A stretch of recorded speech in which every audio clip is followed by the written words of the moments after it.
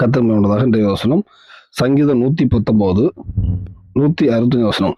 உம்முடைய வேதத்தை நேசிக்கிறவர்களுக்கு மிகுந்த சமாதானம் உண்டு, அவர்களுக்கு இடரில்லை. கர்த்தர் மகிமையுள்ளதாக. இந்த வசனம் கர்த்தருடைய வேதத்தை நேசிக்கிறவர்களுக்கு மிகுந்த சமாதானம் உண்டா வேதம் சொல்லுது.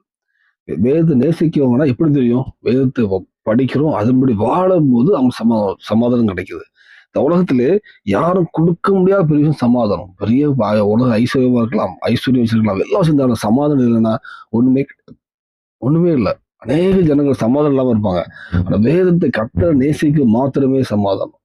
வசனத்தை படிக்கிறோம், அதன்படி வாழ கொடுக்கும்போது ஒரு சமாதானம் வருது. அவர்களுக்கு இடர் இல்லை, எந்த ஒரு இடரும் மாட்டாங்க. இந்த வேலையில நம்ம அர்ப்பணிப்போம். சமாதானம் இல்லாம யாராவது இருப்பீங்கன்னா வேதத்தின்படி வாழ அர்ப்பணிப்போம். கண்டிப்பாக அந்த வேதத்தில் மாத்திரமே கர்த்தர் மாத்திரமே சமாதானத்தை கொடுக்க முடியும். அந்த சமாதானம் நிலையான சமாதானம், இந்த பூமியிலும் சமாதானம், பரலோகத்துக்கும் அதை தேவன் ஆயத்தப்படுத்துவார்.